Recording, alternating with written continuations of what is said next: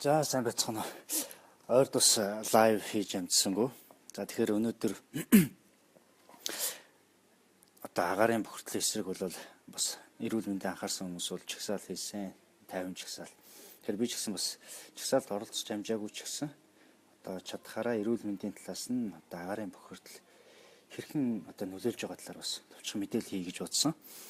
За тэгэхээр мэдээж бид нэр одоо хөдөөний сайхан цэнгэг агаар гэж ярьж байгаа. Бидний амьсгалж байгаа агаар. Тэгэхээр агаарын найрлагтад яг юу байдаг вэ гэхлээр эхлээд бас нэг товчхон хэдүүлээ эргээ санчаа. Тэгэхээр за агаарын нийт одоо найрлагын за нэг 78% нь бол мэдээж азот эзэлдэг. За 21% нь за хүчил төрөгч яг бидний одоо гол одоо агаараас авч байгаа хүчил төрөгч байна. За нэг тодорхой хэмжээний бага хувийг бол бусад төрлийн хий агуулмж эзэлдэг. За тэгэхээр агаарын бохирдол гэдэг зүйлд бол ерөөсөө л бидний энэ одоо саяны хэлсэн одоо агаарын найрлагал өөрчлөгдөд байгаа гэсэн үг. За тэгэхээр агаарын бохирдлыг бол бид нэр зөвхөн одоо бидний яг гадаад орчны агаарын бохирдолтой бас ойлгож болохгүй. Ер нь агаарын бохирдлыг гадаад болон дотоод орчны агаарын бохирдол гэж ер нь бол хоёр одоо хувааж үздэг. За тэгэхээр гадаад орчны агаарын бохирдлыг үүсгдэг зүйл нь бол анхдагч одоо үүсгдэг шалтгаанд нь бол за яг Улаанбаатарын нөхцөлд бол ерөөсөө одоо 184 мянган гэр хороол буюу одоо түлш нүүрс түлж үүсгэж байгаа энэс одоо үүсэж байгаа одоо зүйл бол нийт одоо агаарын бохирдлын 80%-ийг бол эзэлж байгаа. За мэдээж автомашины одоо шатах туслах материалын агаарын бохирдол бол нэг 10%. За нэг 6% нь одоо станцаас гарч байгаа утаа байна. За тэгээ бусад төрлийн утаа одоо нод бол үзэлж яадаг. За тэгэхээр агаарын бохирдлын гадаад орчны агаарын бохирдлыг үүсгэж байгаа энэ зүйл дотор ерөөсөө юу агуулгадчихад бидний хортой болоод эрүүл мэндэд хортой болоод нэхэр ерөөсөө хоёр зүйлийг л ойлгож байгаа хэрэгтэй. Нэг хэсэг нь бол тоосон цэр гэдэг юм гаргаж ирээд байгаа. Энэ агаарын бохирдолд чинь шатах одоо материалуудаас одоо нүүрснээс гарч байгаа гэсэн үг.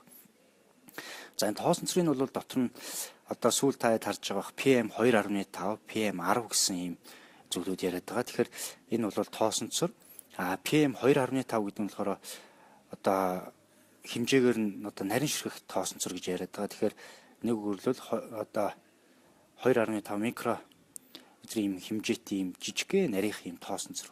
За зүгээр энгийн бид нэр үссээр одоо яах юм бол за нэг үсээ аваад үсний хөндлөн огтлолын диаметрыг харьцуулах юм бол одоо тэр диаметрийн 50-ны 1-тэй хэмжээний ийм нарийн тоосон цэр байгаа. За тэгэхээр PM 10 гэдэг нь бол арай том одоо хэмжээтэй л гэсэн үг.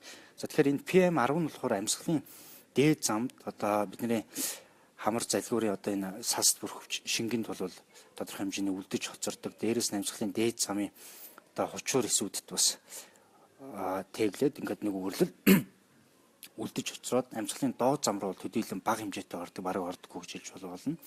Энэ нөгөө PM 2.5 гэдэг нарийн ширхэлэгтийн тоосон цэр нь бол амьсгалын доод зам за бидний хэлдгээр амьсгалын гуурс цаашаа яг хин солилцсон явуулдаг уушгины гол эдийг үүсгэж яадаг альвеол цулцсан гэдэг хэсэгт бол очиод одоо бүгэлчээд байгаа. Тийм болохоор л ерөөсөө энэ эрүүл мэндэд хамгийн хортоогоор нөлөөлөд байгаа зүйл нь энэ PM 2.5 гэдэг зүйл дээр л акцент өгöd байгаа. Тэр утгаараа бүх судалгаа шинжилгээнүүд бол энэ PM 2.5-ыг л хэмжиж үзээд байгаа.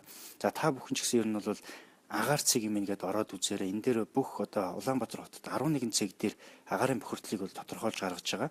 За тэгэхээр энэ PM 2.5-ыг бол за улс болгон тодорхой хэмжээний өөр стандартаар үздэг. За дэлхийн эрүүл мэндийн байгууллагт бол 1 куб метр одоо агаарт 10 одоо микрограмм ийм PM 2.5 байх юм бол зөвшөөрдөг. Гэтэл одоо Улаанбаатарын төвшөнд бол за 500-аас дээшлээд 1000 гарах хүртэл хэмжээний ийм агуулмжтай байгаа. Тэгэхээр энийг нөгөө одоо онцгой гамшигын хэмжээний одоо үзүүлэлт гарч ирээд байна гэж яриад байгаа нь ерөөсөө энэ юм байна. За тэгэхээр энэ тоосон цэр бол мэдээж маш хортой одоо уушигны бүтцийн хувьд бол өөрчлөлт өгөөд энэ цаашлаад бол амьсгалын одоо эргэтэн тогтолцоо бидний уушиг бол ерөөсөө л хийн солилцоо хүчил төрөгчийг авч буцаагаад нүүрс хүчлийг гаргаж явах үндсэн үүрэг маань алдагдахад хүрээд байгаа. Энүүгээрээ дамжуулаад цаашаа зүрх судасны өвчин бас бусад олон одоо шалтгаанууд бол үйлчлээд байгаа. За нөгөө талын нэг зүйл бол сая бол тоосон цэрийн талаар ярьлаа. Агаарын бохирдол байдаг. Нөгөө зүйл нь болохоор энэ хийнүүд байдаг. За нүүрс хүчлийн дутуу өсөл, азотын дутуу өсөл, хөхрийн хийч гэдэг юм уу. Энэ зүйлүүд бол их хвчлэн мэдээж бас энэ нүүрс шатаахад гарч байгаа. Дээрээс нь хамгийн гол гардаг зүйл бол энэ автомашины утаанаас бол энэ зүйлүүд гарч идэг. За энэ хийнүүд бол төрөүний тоосонцор шиг бол хэмжээ гэж юм мэдээж байхгүй. Шууд хийн солилцоонд ороод цаашаа цуснд одоо орж хортой нөлөөллүүдийг бол үүсгэж байгаа. За тэгэхээр агаарын бохирдлын энэ сөрөг нөлөөнүүдээр цаашаа явсаар байгаад хүний одоо ямар одоо эргэтэн тохиролцоо өвчлөлийг үүсгэж байна гэхээр судалгаанаас харахад бол за уушигны амьсгалын доод замын цочмог халдвар буюу уушигны хатгалгаа гэдэг зүйл хамгийн гол эмгэгт бол нөлөөлж байна. За тэгээд энэ эмгэгт нөлөөлж байгаа гэдэг утгаараа энийг бол хүүхэд ихэвчлэн өртөөд байгаа. Нэг үрлэл амьсгалын дээд замын халдвар авлаа. Энэ халдвар маань цаашлаад явсаар байгаад доод замын халдвар буюу одоо цочмог халдвараар одоо уушигны хатгалгаа болж байна. За хатгалгаа нь цаашаа хүндрээд ирэхээр одоо бага насны хүүхдэл одоо энэ тхийн нэрсэл үргээд байна. Тэгэхээр яг Монголд бол хийгдсэн бас 2009 оноос 14 оны хугацаанд 5 жилийн хугацаанд анагаахын их сургуулийн одоо нийгмийн эрүүл мэндийн сургууль за Калифорни их сургуулийн бас багтай хамтраад хийгдсэн судалгаан дээр бол агаарын бохирдлоос яг Улаанбаатар хотод жилдээ нэг 140 орчим хүүхэд яг энэ агаарын бохирдолтой холбоотой шалтгаалж одоо амьсгалын доод замын цочмог халдвар хатгаа хүндэж одоо эндж гинэ гэсэн юм судалгаа байгаад байгаа.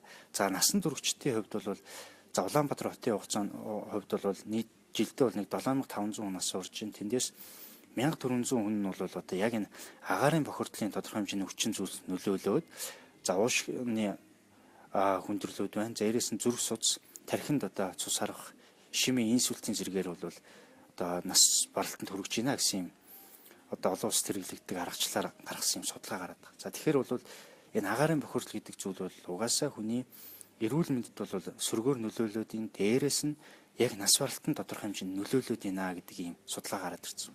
За сүүлд бас нийгмийн эрүүл мэндийн сургууль бол бас Канадын багтаас хамтраад угаар 1 гэдэг судалгаа хийгдсэн. Тэгээд энэ нь ямар учиртай вэ гэхээр яг энэ жирэмсний үед одоо урагт хэрхэн нөлөөлж байна гэдэг ийм судалгаа хийгддэг. Тэгэхээр жирэмсний үед бол бас энэ урагт бол энэ агаарын бохирдол бол ургийн жин, ургийн өсөлтөнд бол нөлөөлж байна гэдэг ийм одоо судалгаа бол гараад ирсэн байгаа. Тэгэхээр за хамгийн их өртдөг юмуд бол ерөөсөө л хүүхэд, жирэмсэн эмэгтэйчүүд, настайчууд бол агаарын бохирдлын одоо энэ сөрөг нөлөөллийг бол хамгийн одоо мэдрэгээр хүлээж авдаг. Тэр утгаараа одоо нас баралтын тодорхой хэмжээний одоо мэдрэг хамгийн их өртөмтгий бүлэг гэж бол үзэж болно.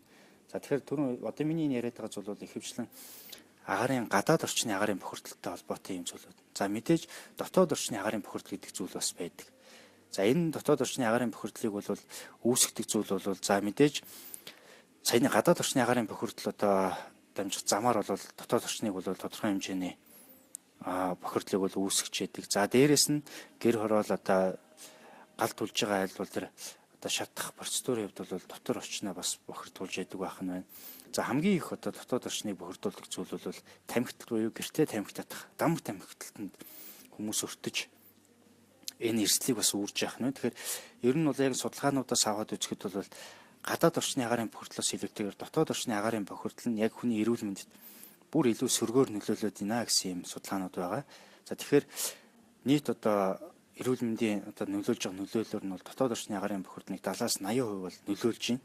За тэгээд тэн дундаа тэр нөлөөлөлт бол нэг 60% нь бол дам тамхиталт буюу гэртээ тамхитж байгаа нөхдүүд бол гэр бүлийнхнийгаа бол ингэж хорлож байгаа ийм тоо баримт бол гарч ирээд байгаа. Тэгэхээр аль болох одоо гэртээ тамхи татахгүй байхыг л бол одоо мэрэгчлэнүүд эмчнэр бол зөвлөд байгаа. За тэгэхээр агаарын бохирдлыг бол яг энгийн иргэд бидний хувьд бол одоо шууд зогсооч чадахгүй ч гэсэн эрүүл мэндээ ерөөсөө урьдсан сэргийлэх ерөөсөө ийм зүйл байна.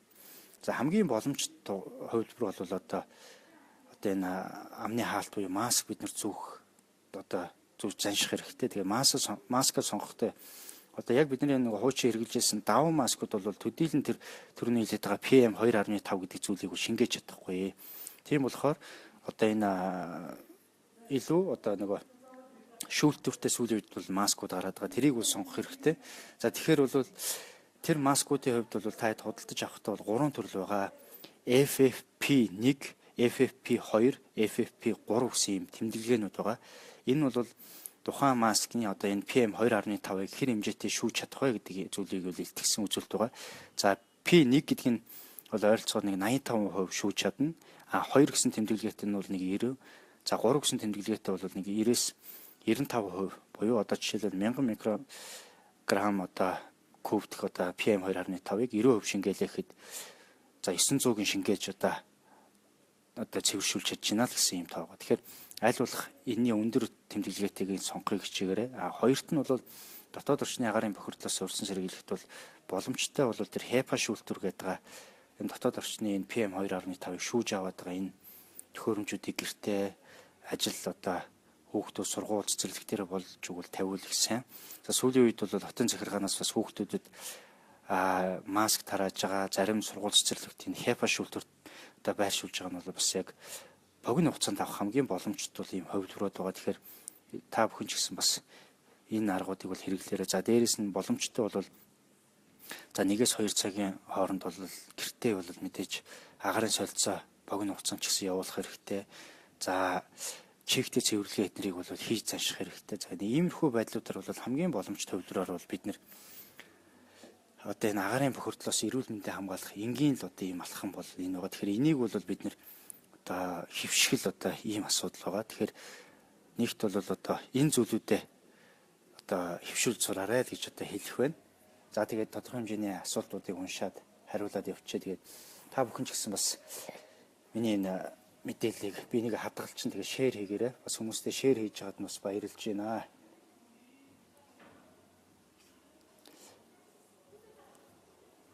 За жирэмсэн эманиамк жирэмсэн хүн утааны маск зүүвэл урган гипоксид орох болов уу гэж байна. За тодорхой хэмжээний мэдээж хүчил төрөгчийн агуулмж бол буурж байгаа. Гэхдээ энэ бол нөгөө шүүлтүртэй гэдэг утгаараа хүчил төрөгчийг бол одоо оруулж байгаа. Дээрээс яг маск зүүхгүй байснараа энэ PM2.5 энэ олон төрлийн одоо энэ тоосон цэрүүдийг бид нэр авах юм бол тэрнээсээ илүү сөрөг нөлөөтэй байгаа. Тэр угаар 1 гэдэг судалгаанд бол ерөөсөө 540 одоо жирэмсэн эмэгтэйчүүдийг аваад 2 бүлэг болгоод нэг хэсэгт нь бол энэ бүх одоо хугацаанд нь бол маск зүүлгэсэн байгаа. Тэгээ маск зүүж явсан энэ эмэгтэйчүүдийн ургийн одоо ургийн өсөлт нь нөгөө зүгээгүй байсан бүлгүүдийг авах юм бол харьцангуй илүү ургийн өсөлт эдгээр сайтай байсан. Тэгэхээр энэ судалгаанаас ч гэсэн харсан маск зүүх нь зөв юм аа.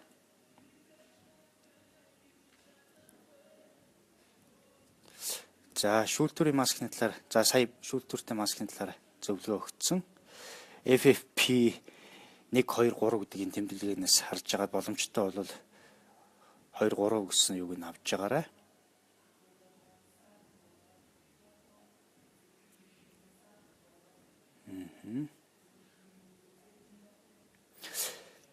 За энэ хоолой захтнаад наран намуу асуусан байна. Ханиад энтер байхгүй. Энэ юутай холбоотой вэ? За хоолой захтнаад яна гэдэг маань түрүүний хэлээд байгаа бидний энэ PM2.5 гэдэг чинь амьсгалын гурс, бронхиол одоо энсгүүдэд очиж сууж өгч. Ингэснээрээ хүний дархлаа тогтолцоо энийг харийн зүйл байна гэдэг байдлаар дархлаа тогтолцоо ихлээр дархлаа тогтолцооны уруулан өрөнд энтэйг холбоотой шүүрл ялгарна, цэр ялгарна ингэж явдаг. Ингээд удаан хугацаанд байгаад ирэхээр энэ маань өөрөө одоо нөгөө харшлын үндсэн суурь болоод хоолой эрүүгнийг хоолой захтнах, ханиалах гэдэг зүйл маань энэ агаарын бохирдлоос үүсэлтэй танд одоо харшлын тодорхой хэмжээний урвалууд өрнж гинэ л гэдэг илэрлүүд байгаа. За энэ дэгийн одын асуултанд бол түрүү хариулцсан. За энэ 3M гэсэн юм 3M гэдэг энэ бол фирмийн заагаад байгаа. Тэгэхээр яг энэ шүүлтүрийн стандарт бол Европын стандарт, Америкийн стандарт гэж байдаг. 3M гэдэг одоо энэ брэнд нь болохоор илүү Америкийн стандарт буюу N95 гэсэн юм тэмдэглэгээтэй маскууд байдаг. Тэгэхээр энэ маскууд бол бас сайн гэсэн үг ээ. За эманиамкагийнхыг хариулсан байна. Бас авч удаагүй. За маскын үнийн хувьд бол янз янзын үнэтэй байлаа. Тэгээд миний одоо бас нэг баярлаад байгаа зүйл бол сүүлийн үед бол одоо нийгмийн эрүүл мэндийн хүрээлэн бол яг энэ чиглэлээр маш сайн ажиллаж байгаа. Тэр утгаараа нийгмийн эрүүл мэндийн хүрээлэнгийн Facebook пэйж хуудсан дээр маскны талаар, үнийн талаар, хэрхэн хэрэглэх талаар бас дэлгэрэнгүй мэдээлүүд өгсөн байгаа. Тэгээд би ч гэсэн бас энэ юмнуудыг татаж аваа шеэрлээд оруулнаа. Тэгээд тэрийг бас та хараарай. Яг зөв цэгийн маскал бид нар одоо зүүж заншмаар байгаа. Тэр тусмаа бага насны хүүхдүүдэд бол маскыг зүүж занших хэрэгтэй. Дээрээс нөгөө энэ агаарын бохирдлын хийнүүд донд ч хүнд металлууд байгаа. Хүнд металлууд бол хүндийн жингээрээ одоо их доод төвшөнд байдаг утгаараа бага насны хүүхдүүдийн хүнд металлууд тодорхой хэмжээний амьсгалах ийм эрсдэлтэй байгаа.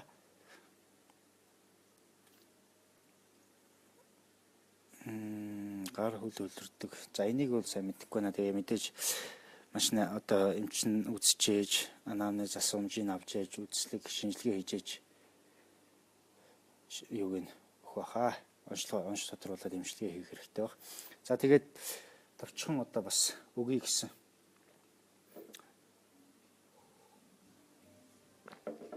мэдээлүүдээ бол өглөө. За тэгээд за 1 сар 15 хоногт энэ бол одоо бага няраа үеэс одоо дөнгөж яваад явж байгаа хүүхдэн. Тэгэхээр ийм зүйлүүдийг бол би одоо яг ийм онлайн байдлаар эмчилгээ хийлэхгүй.